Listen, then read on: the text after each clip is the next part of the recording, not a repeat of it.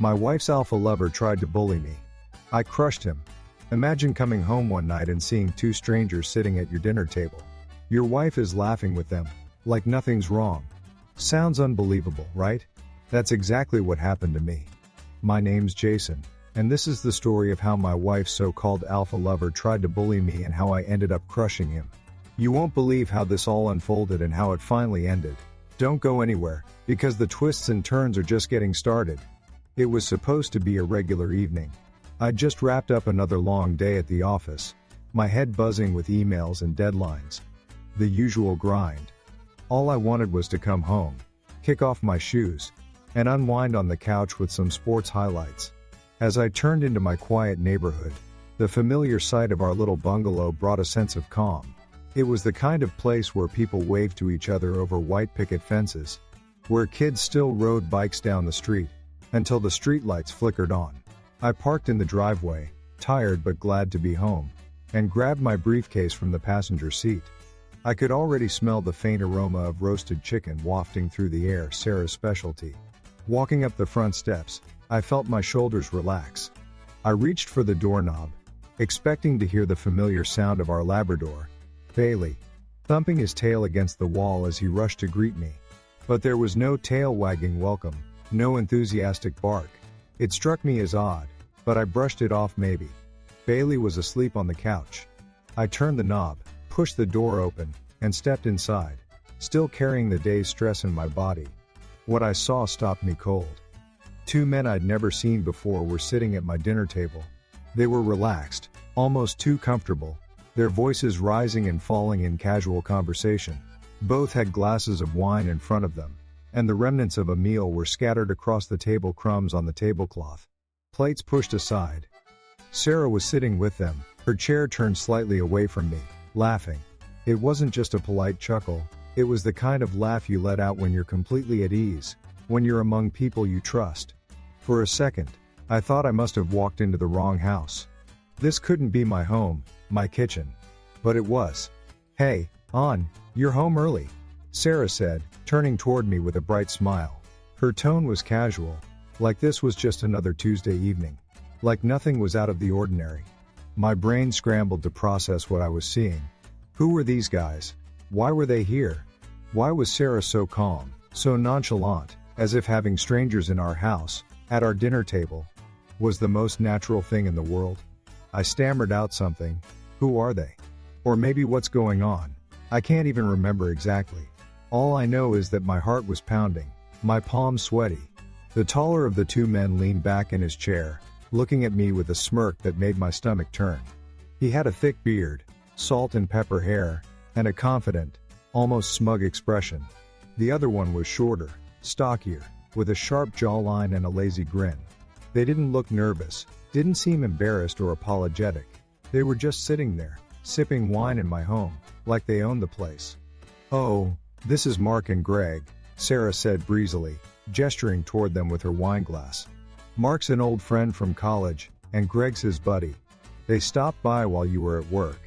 We've just been catching up." I stared at her, trying to make sense of her words. "Catching up?" I repeated, my voice sounding harsher than I intended. "Since when do you catch up with old friends without telling me?" Sarah's smile faltered, for just a moment before she shrugged. "It was a last-minute thing. No big deal." No big deal. Two strange men in my house, laughing and drinking with my wife, and it was no big deal? My chest tightened as I looked at her. This wasn't like her. Sarah was always the one who kept me in the loop, always quick to text or call if something came up. And yet, here she was, acting like this was completely normal. I glanced at the two men again. Mark leaned forward slightly, resting his arms on the table. His eyes held a glint of something. Was it amusement? Arrogance? Whatever it was, it made my blood boil. "Nice place you've got here," Mark said, his tone smooth but with an undercurrent of something I couldn't quite place. Was he mocking me? "Sarah's been telling us all about your work. Sounds like you're a busy guy." His words hit me like a slap. What had she been telling them? My mind raced, jumping to conclusions I didn't want to believe. I forced myself to stay calm, to keep my voice steady. "I don't know what's going on here," I said, addressing Sarah, "but I think it's time these guys left." The room went still, Sarah blinked, as if she couldn't believe what I'd just said. Mark and Greg exchanged a look, their smirks fading slightly. For the first time, I saw a hint of tension in Sarah's expression. She started to say something, but I cut her off. Sarah, I don't know these men. You didn't tell me they'd be here. And I sure as hell don't want them in my house. So, I'm asking nicely, please ask them to leave. Mark stood up, his movements slow and deliberate. He adjusted his collar, looking down at me with that same irritating half smile. Hey, man, we don't want any trouble. If it's a problem, we'll go. No need to get worked up. Worked up? I felt a surge of anger rise in my chest, but I clenched my jaw and held it back. Greg followed suit, standing and gathering his coat. As they made their way to the door, Sarah trailed after them, her shoulders stiff. She said something under her breath, maybe an apology, maybe a parting joke, but I couldn't make it out. My pulse was hammering in my ears. When the door closed behind them, the silence was deafening. I turned to Sarah, but she avoided my gaze. My mind was a whirlwind of emotions: confusion, anger, betrayal. I wanted to demand answers, to ask her what the hell had just happened. But as I stood there, my voice caught in my throat. This wasn't the time for a shouting match. I needed to think, to figure out what was really going on. For now, all I could do was walk away. I headed upstairs, each step feeling heavier than the last. Bailey was lying at the foot of the bed, his head resting on his paws. He looked up at me, his brown eyes filled with a kind of quiet understanding. I sat on the edge of the bed, staring at the floor, trying to make sense of it all. This was just the beginning. Something was wrong, very wrong. I could feel it in my gut, and I knew this was far from over. I hadn't even begun to wrap my head around what had happened when the phone call came. It was late. The kind of late where the house falls quiet, and the only sound is the soft hum of the fridge in the kitchen. My mind had been running in circles, ever since that tense confrontation with Sarah. The words she had used, the casual way she dismissed my concerns, it all felt like a slap in the face. I sat on the couch, staring at the blank TV screen, clutching my phone as if waiting for some message that would make sense of it all. That's when it buzzed in my hand, jolting me out of my spiraling thoughts. I glanced at the screen. The name flashing on the display was one I hadn't seen in years: Adam. Back in the day, we'd been close. We'd tackled law school together, spent late nights studying cases and debating legal theories over cheap coffee. But after graduation, life took us in different directions. I stayed in town and built a steady, if not thrilling, career. Adam went out west chasing bigger dreams, and we lost touch. The occasional text, a comment on social media, but never a phone call until now. My first thought was that it had to be some kind of mistake, maybe a butt dial, or a rare friendly check-in. But when I picked up, his voice came through clear, sharp, and rattled. "Jason," he said, not bothering with small talk. "You need to listen to me, man. I don't have much time to explain." The tone of his voice sent a chill down my spine. I couldn't recall ever hearing Adam sound like that. He was the steady one, always level-headed, always in control. I sat up straighter on the couch, gripping the phone tightly. "What's going on?" I asked, my own voice low, the unease already creeping into my chest. "Jason," he repeated, and there was a tremor in his voice that put me on edge. "You need to get home. Now." I frowned, confused. "I am home," I said, glancing around the dimly lit living room. "What's this about?" Adam hesitated for a moment before continuing. "I got a call earlier.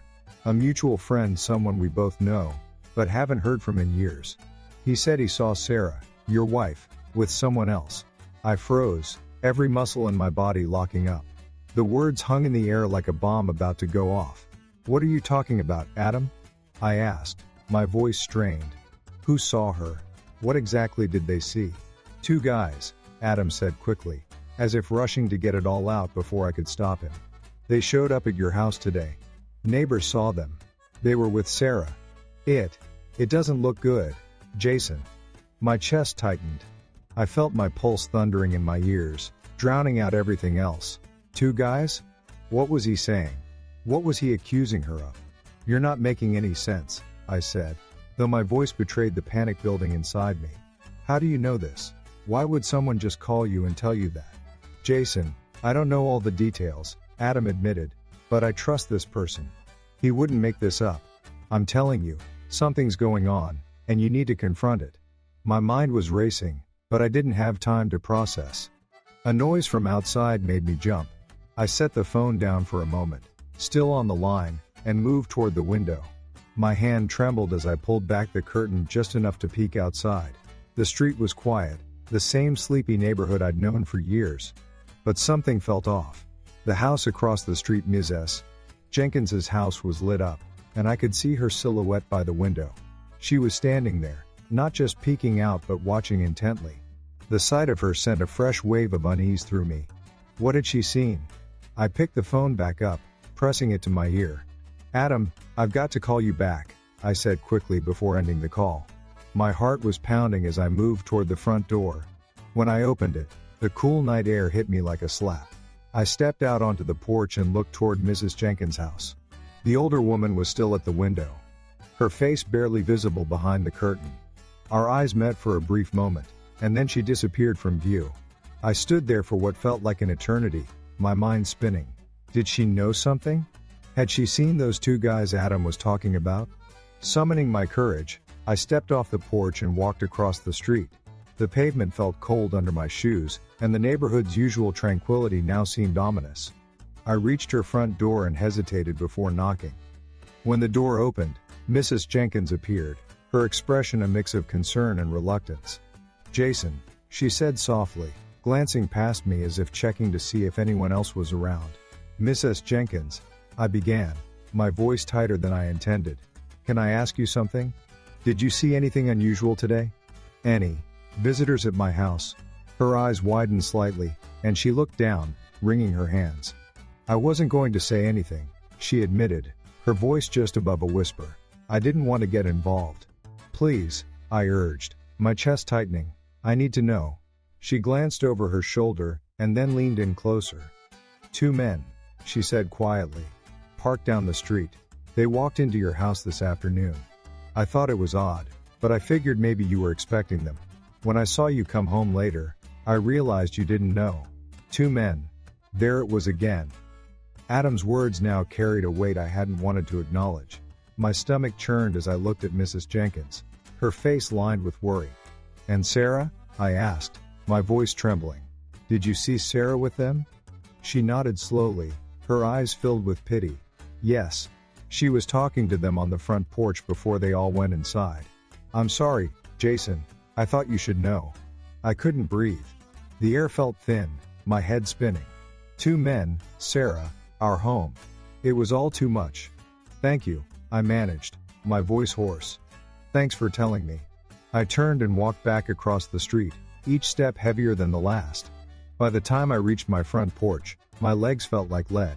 I stepped inside, closing the door behind me and leaning against it, my heart pounding in my chest. The house was silent, but it felt different now, foreign. Like it belonged to someone else. I glanced around, looking for something, anything, to make sense of it all. My gaze landed on the dining room table, the spot where I'd found those two strangers laughing with Sarah just hours earlier. The memory hit me like a punch to the gut. Who were they? What did they want? And what was Sarah's role in all of this? I wanted to storm into the bedroom, wake her up, and demand answers. But a part of me held back, unsure of what I'd find. The realization crept over me like a shadow. This wasn't going to be simple. Whatever was happening, it wasn't a misunderstanding I could brush aside. It was real. It was happening now, and it was bigger than I had imagined. I needed to figure out what to do next. But in that moment, all I could do was stand there, the weight of everything pressing down on me. The home I thought I knew so well now felt like a stranger's house. And the person I thought I knew best was now the biggest mystery of all. And just when I thought it couldn't get any worse, I stumbled across something that turned everything upside down. What would you do if you found out your spouse wasn't just lying to you, but was deeply involved in something far worse? Comment below. Comment 1 if you think I'll confront her right away. Comment 2 if you think I'll take my time and wait for the perfect moment. I'm curious to see what you think will happen next. The next morning, I woke up feeling like I hadn't slept at all. The sun was streaming through the blinds, but it didn't bring any comfort. The house was quiet, too quiet. My stomach churned as I made my way downstairs, every step echoing louder than it should have. Sarah was already gone, No sign of her in the kitchen or living room. Bailey's food bowl was empty, and his water dish was low. I filled it absent-mindedly and leaned against the counter, staring out the window. My mind was a whirlwind of questions. Who were those men? Why was Sarah so nonchalant about them being there? And why had Adam, of all people, been the one to call me with the news? None of it added up, and the more I thought about it, the more I realized I needed answers. I couldn't keep living in the dark. My first thought was to check Sarah's phone. She'd always kept it lying around the house. But lately, I noticed she'd been a little more careful bringing it upstairs when she used to leave it on the coffee table, taking it into the bathroom when she used to leave it on the counter. Still, I hoped she'd slipped up and left it somewhere in the rush of the morning. I started in the bedroom, combing through the nightstand and under the bed. Nothing. I checked her purse, the bathroom sink, even her gym bag by the door. No phone. My chest tightened. It was like she knew I'd be looking. Frustrated, I grabbed my own phone and sat down at the kitchen table. I stared at the lock screen, the wallpaper a picture of us at the Grand Canyon from a few years ago. We'd looked so happy then. I had no idea what was brewing beneath the surface. I opened our shared email account, something we set up years ago when we first moved in together. It was mostly used for bills, vacation itineraries, and the occasional holiday invitation. I scrolled through recent emails, and at first, nothing seemed out of the ordinary. A confirmation for an Amazon order, a payment reminder from the electric company. But then I noticed something odd: emails to a name I didn't recognize. A James K. They weren't long, just a few lines each, but they stood out. One mentioned meeting up after work. Another talked about how nice it was to catch up.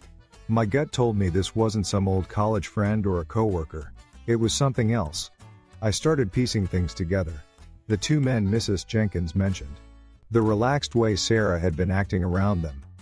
And now this mysterious James K. Could one of those guys have been James? My fingers hovered over the keyboard as I debated whether to open more emails or confront her directly. But confronting her didn't feel right, not yet. I needed more. I needed to be sure before I accused her of anything. I went back to the emails. One had an attachment, just a single photo. My heart raced as I clicked on it. It was blurry, taken in a dimly lit restaurant. But there she was, Sarah, sitting across from a man who wasn't me. He wasn't one of the men from the other night, but he had the same kind of smug look. The same air of confidence. My stomach dropped. I closed the email quickly, feeling like I'd just opened Pandora's box. I sat back in the chair, running my hands through my hair. This was bigger than I'd thought. It wasn't just two guys showing up out of nowhere, it was a pattern. A pattern I hadn't seen until now. I stood up and paced the kitchen. My chest felt tight, my breathing shallow. I needed to think. I needed to figure out what to do next.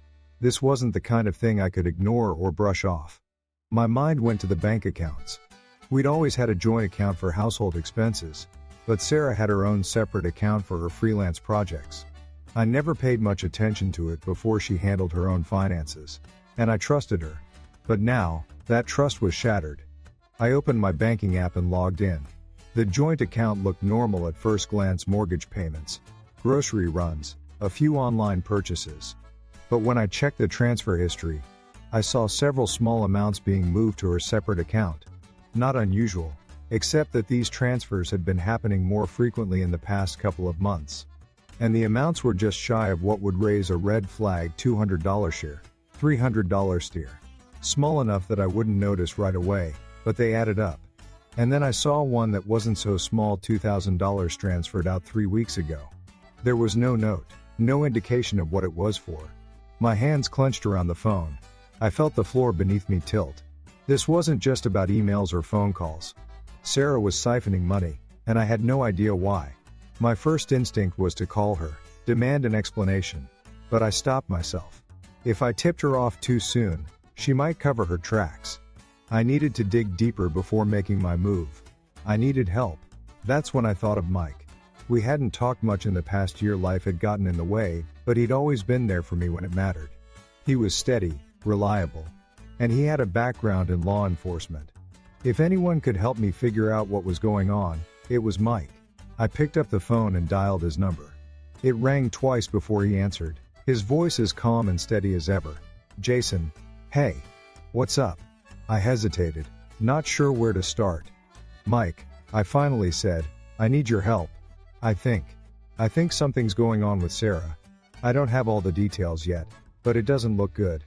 I need someone who can help me sort through this. Mike didn't ask for specifics right away. He just said, "Where are you? I'll come over." Within 30 minutes, he was at my front door. I let him in, and motioned for him to sit at the kitchen table. I laid everything out, what Adam had told me, what Mrs. Jenkins had seen, the emails, the bank transfers. Mike listened carefully, his expression unreadable. When I finished, he leaned back in his chair, arms crossed. "Okay," he said, his voice measured. "This is serious.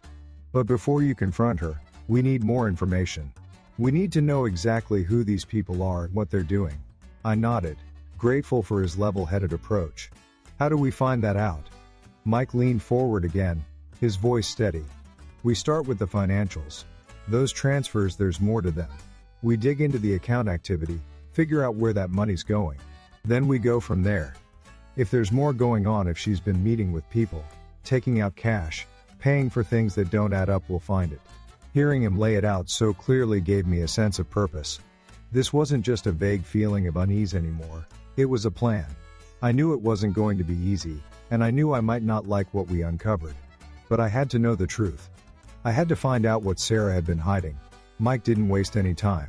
Once I'd shown him the emails and pointed out the odd transfers, he pulled out his laptop and started searching for connections. I sat across from him at the kitchen table, trying not to pace.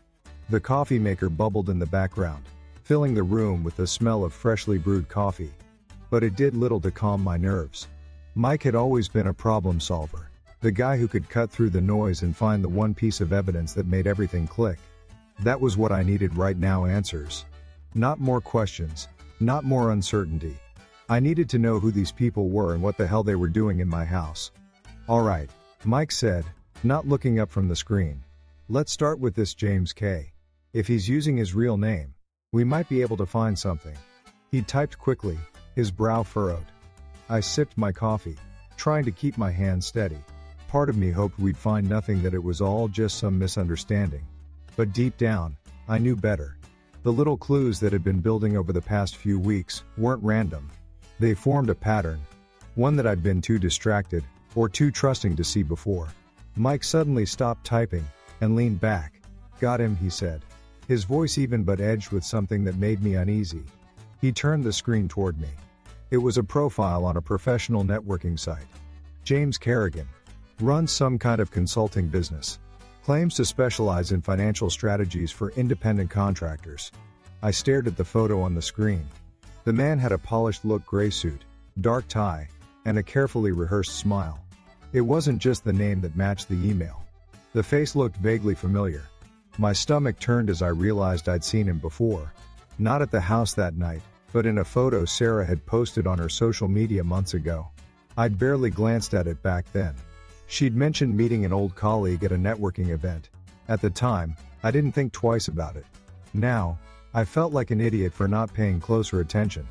"That's him," I muttered, the words catching in my throat. "That's the guy from the picture she posted." She said it was a professional connection. Mike's eyes narrowed. "Professional connection, my ass.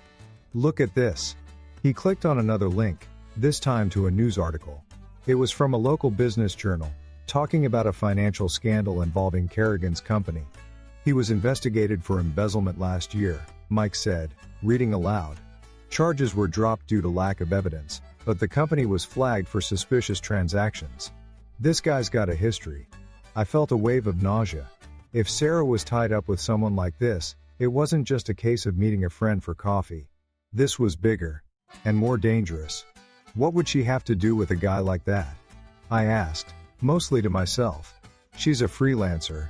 She's always done her own thing. Why would she need someone like him? Mike shrugged, his fingers flying over the keyboard again. Maybe he approached her. Maybe he saw an opportunity. If she's been working with him on anything financial, we might find a trail. I could hear the tension in his voice, even as he kept his tone calm. Mike never liked dealing with guys like Kerrigan. He'd spent years as a cop tracking down white-collar criminals who thought they were untouchable. He had a sixth sense for sniffing out trouble, and right now, I could tell he was smelling it all over this guy. Here's the thing, Mike continued.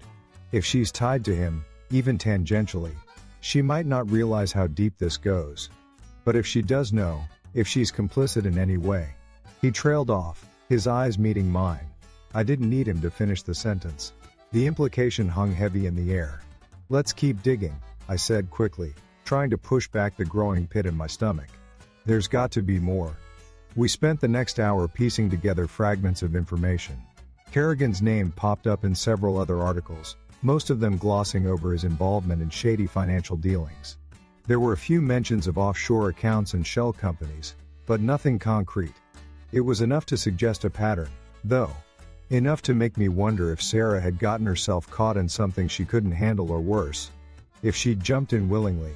The more Mike uncovered, the clearer it became that Kerrigan wasn't just some sleazy consultant.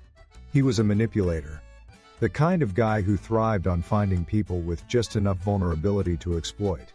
And the thought that Sarah might have become one of his pawns made my blood run cold. I wanted to believe she'd been duped, that she'd trusted the wrong person. But the longer we looked, the harder it became to hold on to that hope. Check this out, Mike said, pulling up a new page. It was a list of companies Kerrigan had been linked to, including a few that had quietly shut down after facing legal scrutiny. One of them matched the name on a transfer Sarah had made from her separate account. There, Mike said, pointing to the screen. That's a direct connection. I stared at the name on the screen, my heart pounding in my chest. This wasn't just some coincidence. Sarah's money had gone to one of Kerrigan's shell companies. That's it, I said, my voice hardening. That's the proof. She's working with him, Mike. Mike nodded, his expression grim. It's not enough to go to the police yet, but it's enough to confront her. We need to know exactly how involved she is. Whether she's in over her head or fully on board, we need answers. I clenched my fists, the weight of it all crashing down on me. I just don't understand how she could do this. How she could get involved with someone like that and not think I'd notice. Did she think I wouldn't care? Did she think I'd just look the other way? Mike gave me a steady look. People like Kerrigan don't operate out in the open. They don't advertise what they're doing. If she's caught up with him, she might have started small, something she thought was harmless. But once he's got his hooks in, it's hard to get out. I exhaled sharply, running my hands through my hair. So what do I do now?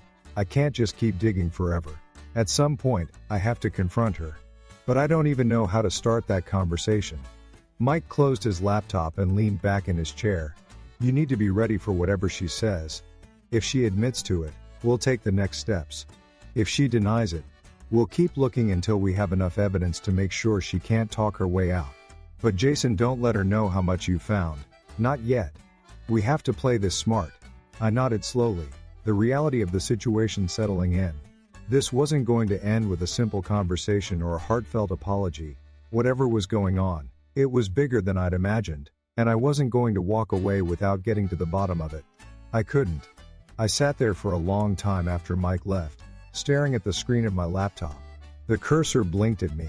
A tiny pulsing reminder that everything I thought I knew about my life was slowly unraveling. The email chain between Sarah and Kerrigan sat open on the screen. Each message felt like another stone added to the weight pressing on my chest.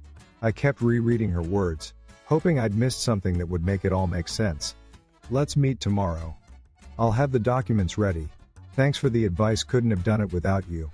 The casual tone, the familiarity, it didn't sound like a woman being manipulated or coerced. It sounded like a woman who knew exactly what she was doing. My hands hovered over the keyboard, tempted to fire off a message to her. But what would I say? How could I confront her without giving away what I'd found? Mike was right, I needed to tread carefully. If I came at her too strong, she'd shut down or spin some story that would make me doubt myself all over again. I couldn't let that happen. I needed something more solid.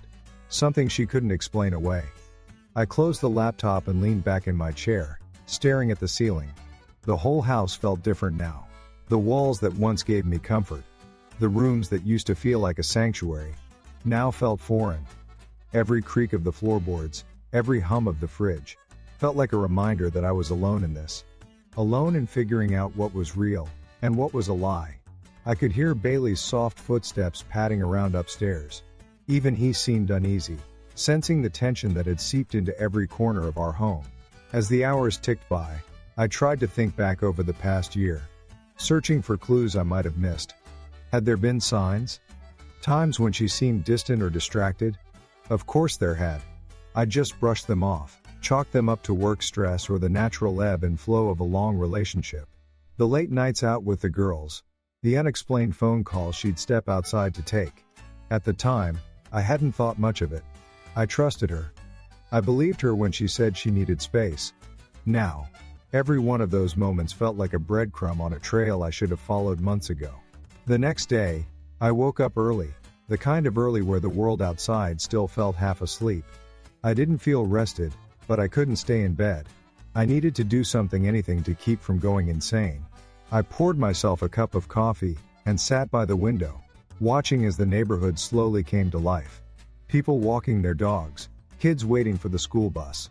Normal, everyday routines that felt so far away from my current reality. I wondered if anyone else on this street had ever felt like this, like their life had been quietly dismantled piece by piece, while they were too busy to notice. I opened the laptop again, my hands steady now. Mike had suggested looking at any shared files or cloud storage accounts, places where Sarah might have saved documents or receipts. If she had been working with Kerrigan on something more than just consulting, there might be records. I logged into our shared drive and started sifting through folders. At first, it was the usual stuff: vacation photos, tax returns, that list of home improvement projects we'd never gotten around to. But then I found a folder I didn't recognize, labeled work samples. It wasn't like her to keep anything work-related in our shared drive. She usually had her own system for that. I clicked it open, and immediately felt my pulse quicken. Inside were documents I'd never seen before: contracts, spreadsheets, and what looked like drafts of agreements. The company names were unfamiliar, but one stood out. It was the same shell company Mike had mentioned the night before. My stomach twisted. This was it. This was the proof I needed. Sarah hadn't just been exchanging emails with Kerrigan. She'd been working with him, moving money, signing contracts. My hands clenched into fists as I scrolled through the files. Each one was a slap in the face, another confirmation that she'd been lying to me for months. One file in particular caught my eye. It was a scanned document, a signed agreement between Kerrigan's company and a third-party vendor. The date on the document was 3 months ago. I thought back to that time, trying to remember if Sarah had mentioned anything unusual. She hadn't. In fact, she'd been unusually cheerful around then, talking about how one of her freelance projects was finally taking off. I felt sick. She'd looked me in the eye, smiled, and told me everything was fine, all while she was signing deals behind my back. I saved copies of the documents, my heart pounding. This wasn't just suspicion anymore. This was real. Hard evidence that Sarah had been working with a known con artist, hiding her tracks, and lying to me about everything. I didn't know what her endgame was, if she planned to leave me, if she was in over her head, or if she thought I'd never find out. But I knew one thing for sure. I couldn't sit on this information. I had to do something, and I had to do it fast. Mike called as I was closing the laptop. "Any luck?" he asked, his voice steady. "Yeah," I said, trying to keep my voice calm. "I found some documents. Contracts, spreadsheets, even her signature on one of the agreements. It's all there, Mike. She's working with Kerrigan." There was a pause on the other end of the line. Then Mike's voice came through, firm and resolute. "Good. That's what we needed. Keep everything you found. Don't confront her yet. Let's talk in person and figure out the next move." "All right," I agreed, my throat tight. "I'll see you tonight." I hung up and sat in silence. The weight of what I'd uncovered was crushing, but at the same time, I felt a flicker of relief. I wasn't crazy. I wasn't imagining things. Sarah had been hiding something, and now I knew what it was. The question was, what was I going to do about it? It all came to a head that night. Mike had warned me to keep my cool, to wait for the right moment. But as I sat in my truck parked down the street from the house, every second felt like a weight pressing down on my chest. My fingers drummed against the steering wheel. The lights inside the house were on, casting a warm glow through the blinds. From here, it looked like any other ordinary evening. But I knew better. There were lies and secrets inside those walls, And I couldn't sit back any longer. The email chain, the shady transfers, the document with her signature, everything pointed to one undeniable truth. Sarah had betrayed me, and tonight, I was going to confront her. I stepped out of the truck, my boots crunching against the gravel.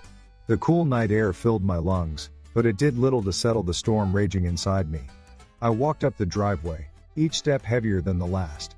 When I reached the door, I hesitated for a moment, my hand hovering over the doorknob. My pulse was pounding in my ears. All the rehearsed lines, all the things I wanted to say, they scattered like leaves in the wind. Taking a deep breath, I pushed the door open and stepped inside.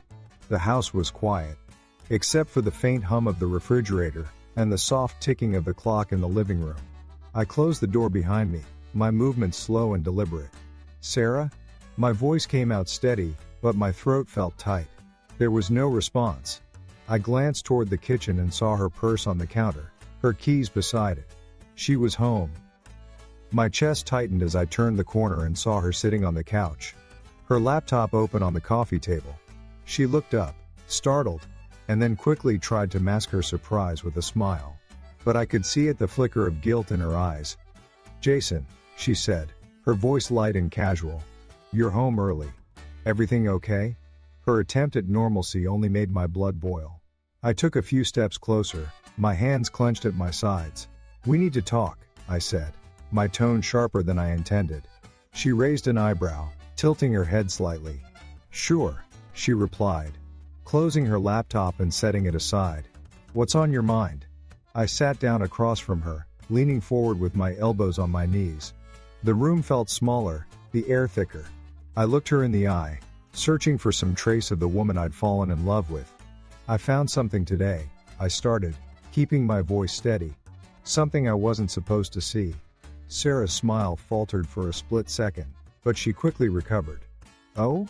she said, her tone feigning curiosity. "What did you find?" I pulled out my phone and opened the email thread. I didn't say a word, just handed it to her.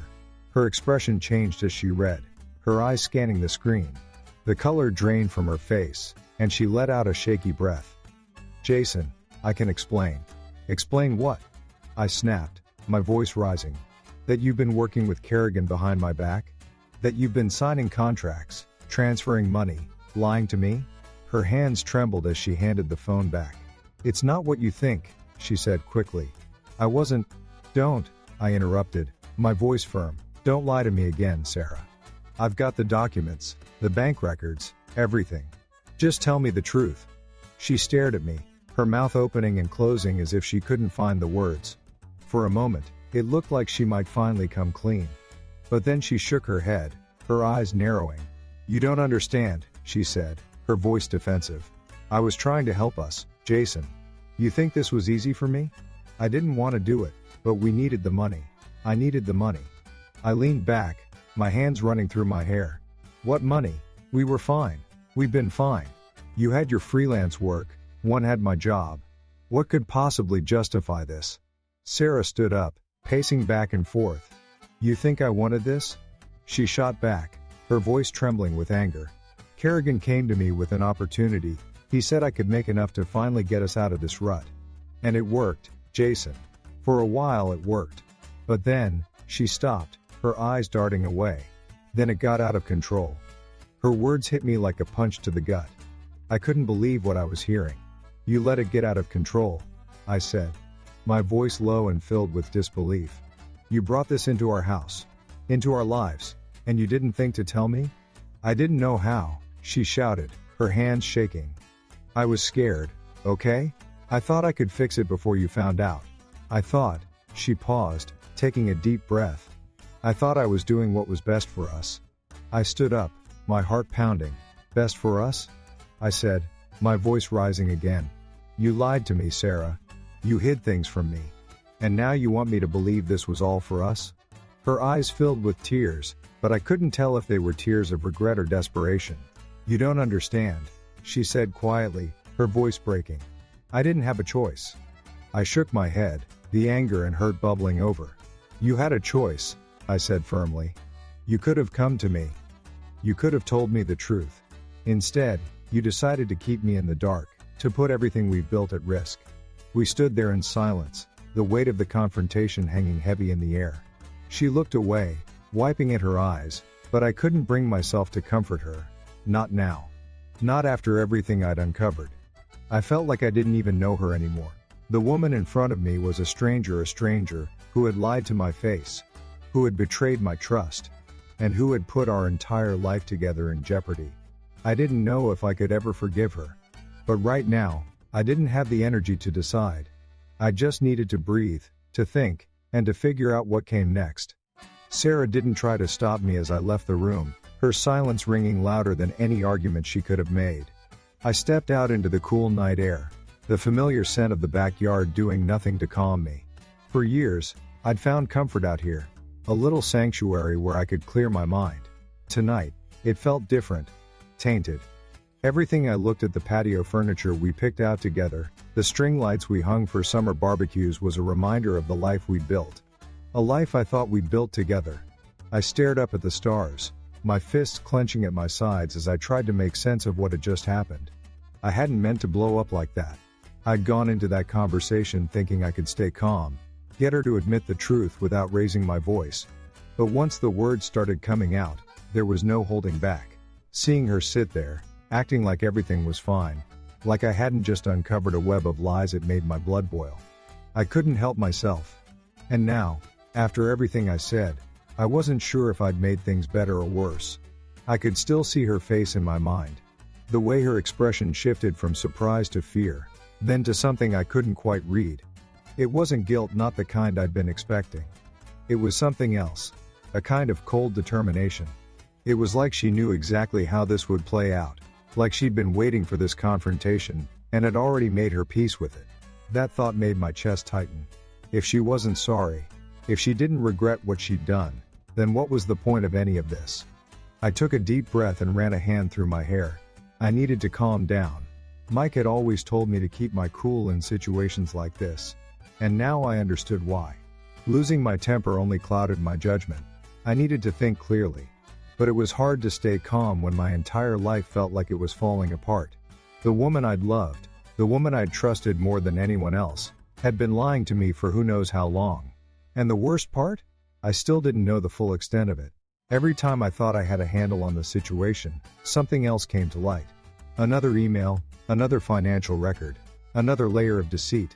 I started pacing, the gravel crunching under my boots as I walked back and forth. My mind raced with questions. Was this the first time she'd done something like this? Or had there been others? How long had she been working with Kerrigan? And most importantly, why? What was she hoping to gain? I thought back to the early days of our relationship. Back when things were simple. We'd been so open with each other then. I could still remember the way she'd look at me, her eyes full of warmth and trust. Where had that Sarah gone? Was she ever real, or had I been blind all along?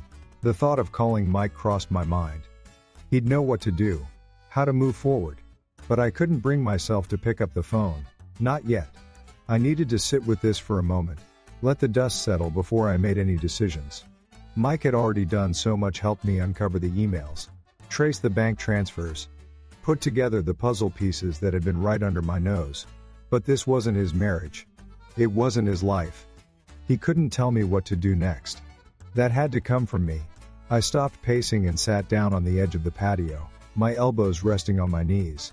The night was still and quiet, save for the faint chirping of crickets in the distance.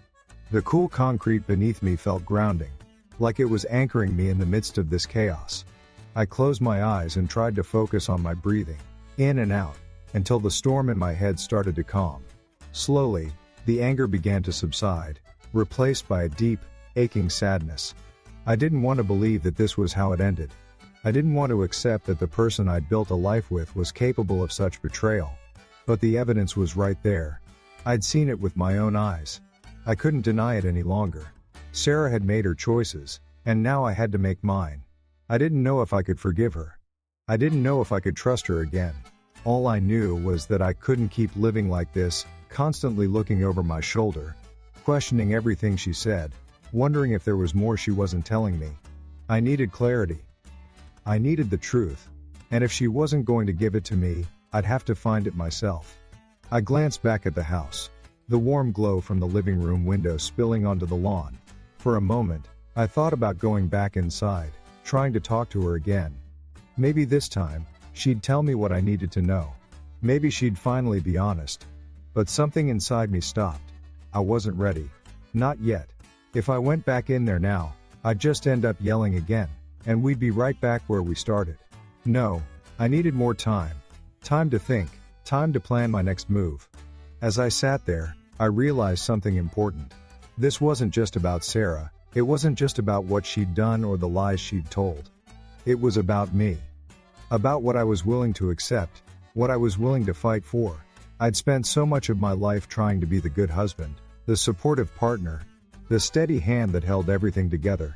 But now, I had to ask myself, what was I holding on to? Was I fighting to save a marriage that was already broken? Or was I fighting for myself? For my own sense of worth and dignity? The answer wasn't clear yet, but I knew one thing for certain. I couldn't keep pretending everything was fine. I couldn't keep looking the other way, hoping things would somehow fix themselves. Sarah had made her choices, and now I had to make mine. I didn't know what the future held, but I knew I couldn't stay in this limbo. It was time to face the truth, no matter how painful it might be. After Sarah had left the house that morning, I stood alone in the kitchen, staring at the spot on the table where her laptop used to sit. It was gone now, along with most of her things. I had given her the weekend to move out, and she hadn't wasted any time. She'd packed up what she could, called some friends, and by the time the sun rose today, she was gone. I expected to feel relieved, maybe even triumphant after finally confronting her. But instead, I just felt empty. The silence in the house was oppressive, almost like the walls were pressing in on me. The familiar hum of the refrigerator and the occasional creak of the floorboards were the only sounds left. It wasn't just a house anymore. It was a hollow shell of what our life together used to be. I stood there for what felt like hours, just trying to figure out what to do next. The documents I had collected sat in a neat stack on the counter. Evidence of her lies, her betrayal. I had spent weeks piecing it all together, nights I'll never get back, sifting through emails, bank statements, and contracts. Every discovery had been another knife in the gut, another reminder that the woman I loved, the woman I thought I knew, had been working behind my back with someone like Kerrigan. Even now, I couldn't wrap my head around how she'd let herself get involved in something so reckless, so destructive. But I couldn't dwell on that anymore. I had to move forward, whatever that meant. I poured myself a cup of coffee, but the taste was bitter, even with an extra spoonful of sugar. Sitting down at the kitchen table, I opened my laptop. Mike had suggested getting a lawyer involved, and I knew he was right. This wasn't just about our marriage, it was about the damage she'd done, the money she'd funneled into those offshore accounts, the deals she'd made without my knowledge. I needed someone who could help me make sense of it all, someone who could make sure she faced the consequences. It felt strange, though, thinking about taking legal action against the person I used to share everything with. There had been a time when I trusted her with my life, when I believed we were a team. That trust was gone now, and I couldn't let nostalgia cloud my judgment. I pulled up a list of local attorneys and began scrolling through the options. Names and faces blurred together as I tried to focus on their specialties, their reviews, their years of experience. I settled on a firm that seemed well-versed in financial disputes and divorce proceedings. The attorney's bio mentioned her experience in handling complex cases involving hidden assets, which sounded like exactly what I needed. I clicked the Contact Us button and typed out a brief message, explaining the situation as best I could without going into too much detail. By the time I hit send, my coffee had gone cold. The day dragged on. I busied myself with little tasks, cleaning out the fridge, organizing the garage, mowing the lawn, anything to keep my mind occupied. But no matter what I did, the silence followed me. It was strange how quickly the house had changed. Without Sarah's presence, it felt like a different place entirely. The rooms were the same, the furniture hadn't moved, but the energy was different. I didn't know if it was better or worse, it was just different. I tried to convince myself that this was a fresh start, a chance to rebuild, but I couldn't shake the feeling that I was still standing in the wreckage of something I'd never wanted to lose. When the attorney called me back later that afternoon, her voice was calm and reassuring. She asked a lot of questions about the timeline, the documents I had, the nature of Sarah's involvement with Kerrigan. I told her everything, even the parts that made me feel foolish for not catching on sooner. I admitted how I had ignored the signs, how I had convinced myself that Sarah's late nights and secretive behavior were nothing to worry about. She didn't judge me. Instead, she laid out a clear plan for how we could proceed. She explained the steps we'd need to take to trace the money, to establish Sarah's involvement, and to ensure that I wouldn't be held liable for any of her actions. It was the first time in weeks that I felt like I had a path forward, even if it wasn't the one I'd imagined. After the call, I sat on the couch and stared out the window. The sun was setting, casting long shadows across the backyard. The trees swayed gently in the breeze, their branches moving like silent witnesses to everything that had unfolded. I thought about all the times Sarah and I had sat out there together, talking about our future, making plans, dreaming about what was to come. Those moments felt like a lifetime ago, and I wondered if I'd ever look back on them without feeling this ache in my chest. That night, I called Mike. I needed to hear a familiar voice, someone who understood what I was going through. When he answered, his voice was warm, steady, a reminder that I wasn't completely alone in this. I told him about the attorney, about the next steps, about how Sarah had finally moved out. He listened patiently, offering the occasional word of encouragement. "You're doing the right thing, man," he said. "It's gonna be tough, but you'll get through it." After I hung up, I sat in the quiet living room, the darkness outside pressing against the windows. For the first time, I allowed myself to let the emotions wash over me. The anger, the sadness, the betrayal, it all came crashing down. I felt the tears well up, but I didn't fight them. I needed to feel it, to let it out, so that I could start to move on. I wasn't sure what the future would look like, but I knew I couldn't stay in this place forever. It was time to begin the hard work of rebuilding my life, piece by piece, until I found myself again. So there you have it. My wife's alpha lover thought he could walk all over me, but he had no idea what he was in for. I fought back, I stood my ground, and I came out stronger in the end. But now I have a question for you. What would you have done? Would you have confronted them right away, or would you have waited for your moment? Comment below and let me know. Don't forget to like this video and subscribe for more unbelievable stories. Trust me, you don't want to miss what's coming next. In the end, I learned that trust, once broken, changes everything. It's not just about money or property. It's about knowing you deserve honesty and respect. I realized that turning a blind eye to red flags only hurts you in the long run. We all deserve relationships built on truth, not lies. I'm not the same person I was before, but maybe that's the point. I've grown stronger, more vigilant, and more aware. If there's one thing I'd share with everyone, it's this: never be afraid to confront the truth. No matter how painful. It's the only way forward.